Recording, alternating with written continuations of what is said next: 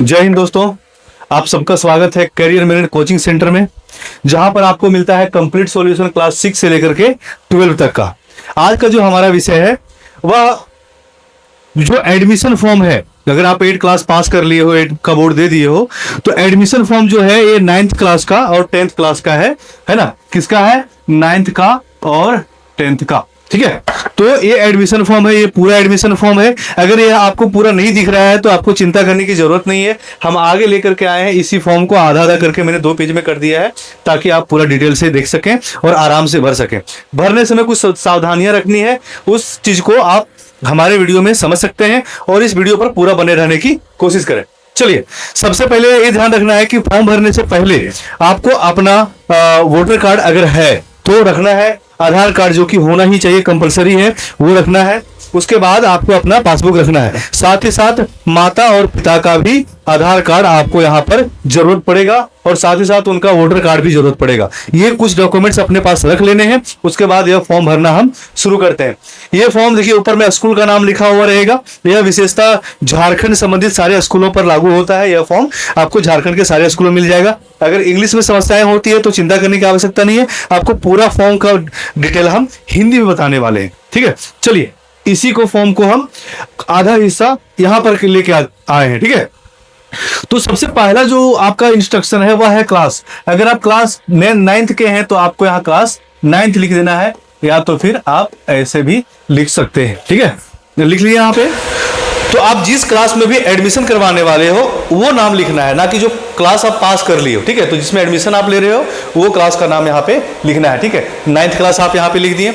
ये जो 2 चीज है, पैन नंबर और आधार आईडी, ये दोनों आपको आपके विद्यालय से, संबंधित विद्यालय से आपको प्राप्त हो जाएंगे। ठीक है, वहां के जो संबंधित टीचर होंगे वह आपको ये दोनों नंबर प्रोवाइड करवा देंगे। तो वहां से नंबर लेकर के आपको फिल कर लेना है, या फिर सर ही फिल कर देते हैं तो वो बेहतर है। ठीक है, अब ये कुछ आसान चीजें हैं जिसमें आपका नाम है, फादर नेम है, मदर नेम है, यहां से आपका शुरू हो जाता है। शुरुआत में ही ध्यान रखिए, आपका ब्लैक बॉल पेन होना जरूरी है, जेल पेन नहीं रखना है। जो पतला चलता है वो नहीं चाहिए, यहाँ पे बॉल पेन रखना है, ब्लैक बॉल पेन लिखना है। और सारा चीज जो लिखना है, पूरा फॉर्म भरना है, वो कैपिटल लेटर से। किससे भरना है?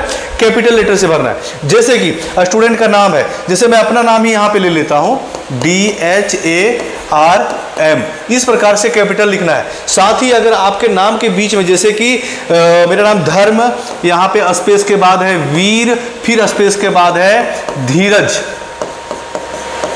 ठीक है, अब ये नाम वगैरह जो है सो आपको खुद से नहीं भरना है, खुद से देख करके अपने मर्जी से नहीं, कुछ अक्षर गलत हो जाएंगे वो नहीं। आपके जो सरकार के द्वारा निर्गत कुछ पत्र हैं, जैसे कि स्कूल में पास आप जो हो गए हैं, वहां से जो सर्टिफिकेट मिला है, वहां पे जो नाम है सो सेम 8 उसी नाम को यहाँ पे फिल करना है। अपने से कुछ हेर फेर इसमें नहीं करना है। हेर फेर करने से आपका रजिस्ट्रेशन, आपका नामांकन रद्द हो सकता है, गलत हो सकता है, आगे चल करके आपके सर्टिफिकेट में गलत नाम आ सकता है, फिर आपको दौड़ना धूपना ज्यादा पड़ेगा। ठीक है, तो स्टूडेंट नेम में आपको जो सर्टिफिकेट मिला है या फिर आधार कार्ड, अगर दोनों में सेम है तब तो बहुत बेहतर बात है।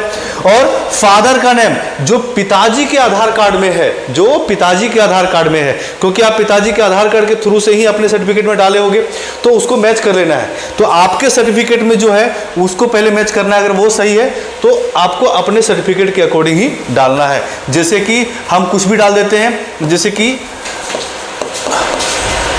राम कुमार, स्पेस के साथ डाल दिए। ठीक है, माता का नाम भी जो आपके सर्टिफिकेट में है वही डालना है, सेम जो भी कुछ है यहाँ पे नाम, जो भी कुछ यहाँ पे नाम है। उसके बाद देवी रहता है विशेषता, तो देवी ध्यान रखना है कि इस स्पेस को बनाए रखना है, यहाँ पे पेन नहीं चलाना है, यहाँ पे पेन नहीं चलाना है, स्पेस को बनाए रखना है। ठीक है, date of birth, date of birth जो आपके सर्टिफिकेट में है और जो आपके आधार कार्ड में है, ठीक है, वो यहाँ पे डालना है। जो भी है यहाँ पे डालना है। जेंडर में जो मेल है जो फीमेल है वो अपने अकॉर्डिंग डालेंगे, मेल है तो मेल। ठीक है, वो हो गया। उसके बाद डेट ऑफ बर्थ हो गया। अब आगे आधार नंबर, आपका अपना आधार नंबर बिल्कुल सोच सोच के यहां पर के डालना है। ये विशेषता 3 पार्ट में होता है, विशेषता 3 पार्ट में होता है। आप इस तरह से 3 पार्ट में थोड़ा थोड़ा स्पेस छोड़ करके आप लिख देंगे, ये 3 पार्ट में लिख देंगे। अब आ गया बारी अकाउंट नंबर का, जहां से समस्याएं शुरू होती हैं, ठीक है। तो आपके पास कुछ इस प्रकार से पासबुक का एक पेज रहता है, कुछ इस प्रकार से पासबुक का पेज रहता है, जहां पे यहाँ पे कई सारे नंबर लिखे रहते हैं। आप यहाँ ध्यान से देखोगे तो अकाउंट नंबर लिखा हुआ रहता है। सब बैंक का अलग अलग नंबर रहता है, किसी में 12 होता है, किसी में 14 होता है, किसी में 16 भी होता है, 15 होता है। तो आपको ध्यान से देख लेना है, और जो उसके सामने अकाउंट नंबर जो लिखा होगा उसी नंबर को आपको यहाँ पर ला करके लिख देना है, ठीक है। इसी पे लिख देना है, जो भी लिखिएगा यहाँ पे लिख देना है। अब देखिए, इसी पासबुक में एक कोड मिलेगा जिसके सामने लिखा होगा IFSC, पढ़ के करना है, क्योंकि कई तरह के कोड होते हैं। यहाँ पे होता है MICR कोड होता है, कस्टमर ID होता है, तो नंबर बहुत सारे रहते हैं, आपको कंफ्यूज नहीं होना है। बेसिकली IFSC कोड के शुरुआत में बैंक का नाम लिखा रहता है, जैसे कि अगर बैंक ऑफ इंडिया है तो BOI लिखा रहता है, SBI है तो यहाँ पे SB लिखा रहता है, इस तरह से कोड लिखा रहता है, उसके बाद नंबर लिखा रहता है, ठीक है। तो उसको वहां पे लिखना है। ब्रांच का नाम, ब्रांच का नाम लिखा है, तो ब्रांच के नाम में जैसे कि आपका बैंक ऑफ इंडिया है तो BOI डाल दीजिए, जो बैंक का शॉर्टकट नाम है वो डालिए, और उसके बाद कोमा दे करके जहां का भी है, जैसे कि हजारीबाग है ना, हजारीबाग है तो हजारीबाग डाल दिए, तो क्या हो गया, बैंक ऑफ इंडिया हजारीबाग।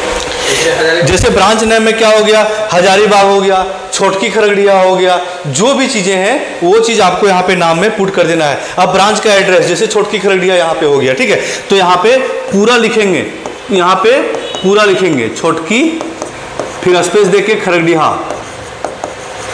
यहाँ पे स्पेस नहीं है, लेकिन वहाँ पे आपको स्पेस मिल जाएगा, उचित स्पेस मिल जाएगा, तो वहाँ पे आपको वो नाम लिखना है। ये सिर्फ एड्रेस है, और यहाँ पे आप बैंक के साथ एड्रेस लिखेंगे, ठीक है, इसको ध्यान रखना है। अब आ गया नेक्स्ट एक पॉइंट आ गया, परमानेंट एड्रेस। परमानेंट मतलब आपकी जहाँ पे घर वगैरह, जहाँ माता पिता रहते हैं और जहाँ हमेशा से आप रहते हैं, ये नहीं लिखना है जहाँ पे आप पढ़ने गए हो, जैसे by the way Giridih, Hazaribagh, Ranchi कहीं पढ़ने गए तो वो एड्रेस नहीं देना है। यहाँ पे देना है परमानेंट एड्रेस, जहाँ के आप रहने वाले हो। जैसे कि 8 में लिखाएगा आपका विलेज का नाम, जो भी विलेज है वो भी विलेज का नाम लिखाएगा।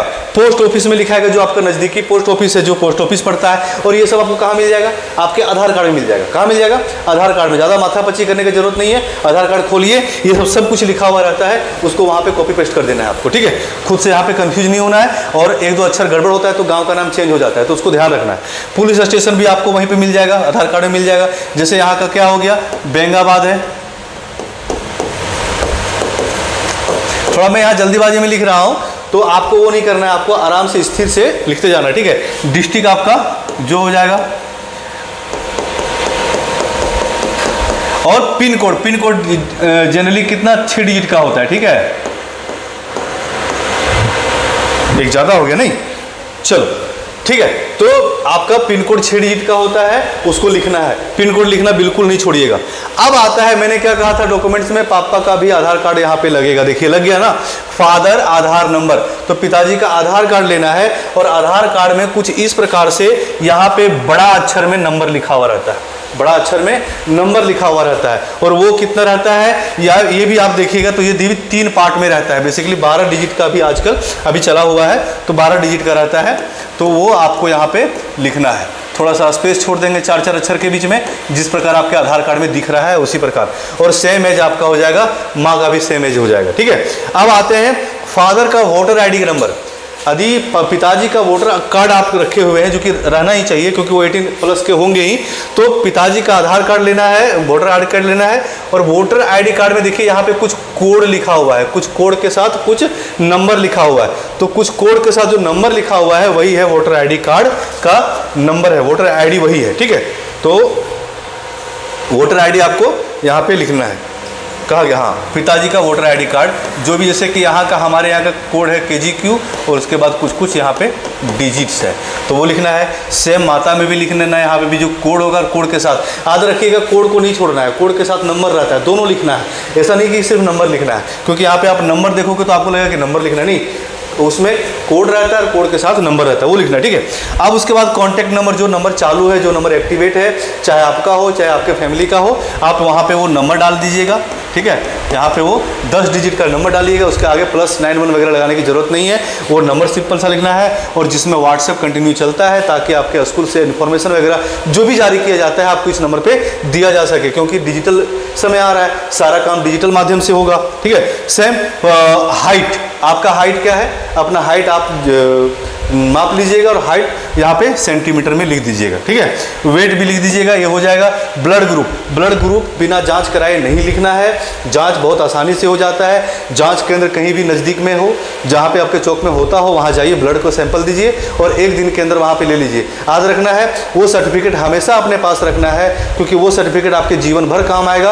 आप चाहे किसी प्रकार का लाइसेंस वगैरह बना रहे हो तो वहाँ भी आपको ब्लड ग्रुप की ज़रूरत पड़ती है, चाहे आपका ए हो, बी हो, आपका ए बी हो, ए में पॉजिटिव हो, बी में पॉजिटिव हो, बी नेगेटिव हो, ओ पॉजिटिव हो, ओ नेगेटिव हो, है ना। तो इस प्रकार के ब्लड ग्रुप होते हैं, वो ब्लड ग्रुप आपको जो भी जांच में देगा वो यहाँ पे आपको लिख लेना है। अब आ गया नेक्स्ट स्टेप, फादर का ऑक्यूपेशन, मतलब पिताजी का आय का स्रोत क्या है, पिताजी आपको किस माध्यम से वो अपना जीवन यापन करते हैं, आपका जीवन यापन कहाँ से होता है। तो पिताजी का जो है, पिताजी क्या काम करते हैं, जैसे कि अगर वो फार्मर है, किसान है तो फार्मर लिख दीजिएगा। याद रखना है इंग्लिश में ही लिखना है, हिंदी में नहीं लिखना है। फार्मर लिख दीजिएगा। यदि वो काम करते हैं, मजदूरी करते हैं तो वर्कर लिख दीजिएगा, ठीक है। उसी प्रकार माता में, माता गृहिणी यदि है तो गृहिणी लिखिएगा, टीचर है तो टीचर लिखिएगा, डॉक्टर है डॉक्टर लिखिएगा। यदि इंग्लिश में लिखना है गृहिणी को तो उसको हाउस वाइफ लिख दीजिएगा, हाउस वाइफ लिख दीजिएगा, ठीक है। अब आ गया क्या है, distance of school from home, school से लेकर के आपका घर तक का जो दूरी है, चाहे जो भी किलोमीटर में हो।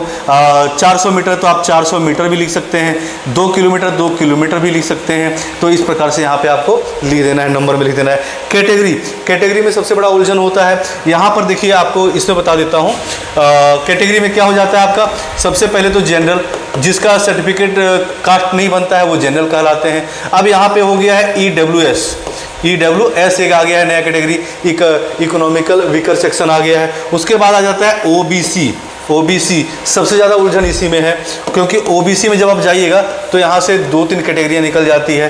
एक निकल जाता है BC1 और एक निकल जाता है BC2, ठीक है। तो BC1 जो है सो ये अत्यंत पिछड़ा है और ये अन्य पिछड़ा है। तो आपका सर्टिफिकेट आपको देखना है, जो कास्ट सर्टिफिकेट आपका बना है, और आप जीवी जाति आते, जैसे कि BC2 में बेसिकली आता है कौन है, वर्मा कुशवाहा, ग्वाला लोग जो होते हैं वो हो गए, राणा जो हमारे विश्वकर्मा वगैरह जी होते हैं, ये सब इसमें आ जाते हैं। और BC1 में वैसे कुर्मी वगैरह लोग आ जाते हैं, जो कि मांग भी कर रहे हैं कि हमको SC कैटेगरी का में दर्जा दीजिए। तो ये अत्यंत पिछड़े होते हैं और ये अन्य पिछड़े वगैरह कह सकते हैं, ठीक है। उसके बाद आ जाता है SC शेड्यूल कास्ट और ST शेड्यूल ट्राइब, ठीक है।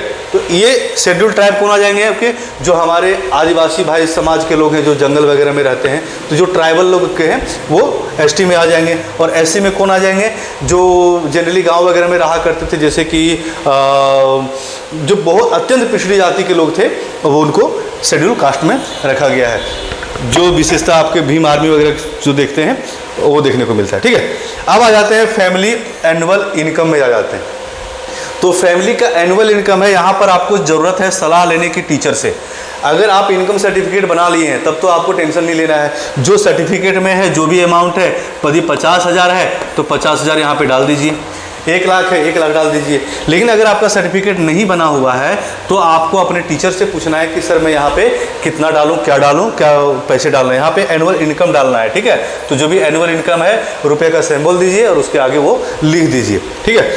अब पिताजी का एजुकेशन जो भी है, अगर वह निराक्षर है, निराक्षर का मतलब क्या होता है, उनको अक्षर का ज्ञान भी नहीं है, वो क्या है, ठेपाधारी है, तो वहाँ पे निराक्षर लिख देना है, ठीक है। अगर वो सिर्फ सिग्नेचर कर पाते हैं तो साक्षर तो लिखाएगा, लेकिन वो एजुकेटेड नहीं लिखाएंगे, नॉन एजुकेटेड लिखाएंगे, ठीक है।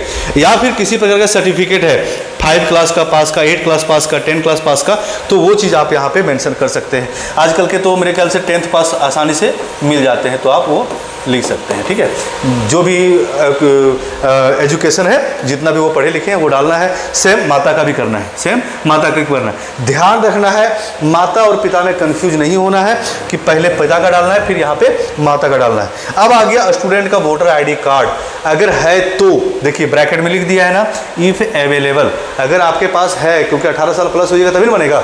अगर बन गया है तो डाल देना है और नहीं बना है तो नहीं डालना है। और डालना क्या है, अगर बन गया है तो देखिए यहाँ पे जो ये डिजिट में नंबर है, ये कोड के साथ जो डिजिट में नंबर है वो डालना है। मैंने एक चीज़ और बताया, मैं एक चीज़ और बता रहा हूँ, किन्हीं किन्हीं का क्या होता है कि वोटर आईडी कार्ड अप्लाई कर दिया जाता है, वोटर आईडी कार्ड बन गया रहता है, पर कार्ड वो फिजिकल जो होता है वो हाथ में नहीं रहता है। तो सोचोगे सर बन तो गया है लेकिन फिजिकल नहीं है, सो कोई दिक्कत नहीं है। आपको जाना है अपने नज़दीकी केंद्र में जहाँ पर आपका कार्ड वगैरह बनता है, जो गाँव की BLO वगैरह, आजकल सब गाँव में BLO वगैरह हैं, तो BLO के पास जाना है, जो भी नंबर है अपना कोड के साथ जो नंबर है उस नंबर को यहाँ पे डाल देना है। अंतिम में आपका दोस्तों क्या मिल जाता है, फादर या तो माँ का सिग्नेचर, या तो फादर या तो माँ, दोनों का सिग्नेचर नहीं चाहिए, फादर और मदर का सिग्नेचर चाहिए। एक बात ध्यान रखना है, इनमें फुल सिग्नेचर चाहिए, ऐसा नहीं कि मेरा नाम D से है तो मैंने D लिख दिया ऐसे ऐसे करके चल दिया, नहीं, यहाँ पे फुल सिग्नेचर चाहिए, ठीक है। सेम स्टूडेंट का सिग्नेचर भी शॉर्टकट सिग्नेचर बिल्कुल नहीं मारना है। एक बात और ध्यान रखना है कि शुरुआत में कैपिटल, जैसे कि मेरा D बड़ा है यहाँ से किए, उसके बाद बड़ा शुरू में कैपिटल लेटर दे दिए और हम फुल सिग्नेचर करेंगे। जैसे पूरा नाम होना चाहिए, क्योंकि जब तक आप किसी सरकारी पद पे नहीं जाते हैं, किसी पद पे नहीं जाते हैं, शॉर्टकट सिग्नेचर नहीं करना है, फुल सिग्नेचर करना है। तो आपको जो भी देना है फुल सिग्नेचर करना है, ध्यान रखना है बड़े और छोटे लेटर का। आपको यहाँ पे मैं लिखा हूँ क्योंकि मेरा अलग अलग है, आपको मिला करके लिख सकते हैं, छोटे में ही चल सकते हैं। तो कुछ इन्फॉर्मेशन ये रहा, अगर ये इन्फॉर्मेशन आपको अच्छा लगा तो वीडियो को जरूर लाइक कर देंगे। कुछ इन्फॉर्मेशन है हमारे कोचिंग संबंधित, हमारा कोचिंग प्रत्येक मंथ में एक नया बैच बनता है और यहाँ पर हमारा कोशिश है कि लड़कियों को विशेष सुविधा दिया जाए, क्योंकि लड़कियाँ बाहर जा कर के नहीं पढ़ पाती है, तो छोटी खरड़िया जैसे छोटे शहर में भी, छोटे जगह पर भी पढ़ सके, इसीलिए पूरा सेशन के लिए उनको 20% तक का छूट रहता है बिना कोई टेस्ट वगैरह दिए। लेकिन अगर लड़कों को यह सुविधा पाना है तो होता क्या है, यहाँ पे हर 3 माह में एक स्कॉलरशिप टेस्ट होता है और वो स्कॉलरशिप टेस्ट आपको जो डिस्काउंट देगा 20% से लेकर के 85% तक का आपको डिस्काउंट मिलेगा और यह कंटिन्यू रहेगा ओनली 3 मंथ के लिए। 3 मंथ के बाद फिर आपको टेस्ट देना है, अगर इसमें आप टॉप आ गए तो आपको ये सुविधा मिलेगी, वरना आपके हाथ से वो छिन जाएगा, फिर वो नेक्स्ट स्टूडेंट के पास चला जाएगा, ठीक है। और साथ ही साथ 7 दिनों का फ्री डेमो क्लास भी अवेलेबल है, आप आइए और यहाँ पर स्वागत है, क्योंकि यहाँ पर आपको मिलता है साथ में UPSC, JPSC, SSC, JSSC, railway, CTET, JTET, इस प्रकार का जो भी कॉम्पिटिटिव एग्जाम है आप सारा तैयारी कर सकते हैं। अगर आपको और अधिक इन्फॉर्मेशन चाहिए तो ये फ़ोन नंबर हमारा रहा और ये फ़ोन नंबर हमारा रहा 9576103277। और अगर आपको हमारे संस्थान में आना है तो हमारा संस्थान का एड्रेस है आपका छोटकी खरड़िया, जो कि बेंगाबाद का मेन रोड है, यहीं पर हमारा संस्थान है, ऑफलाइन संस्थान है। यहाँ पर हम ऑफलाइन ऑनलाइन दोनों क्लास लेते हैं। आज के लिए बस इतना ही। अगर वीडियो अच्छा लगा तो लाइक करके जरूर जाइएगा। Thank you.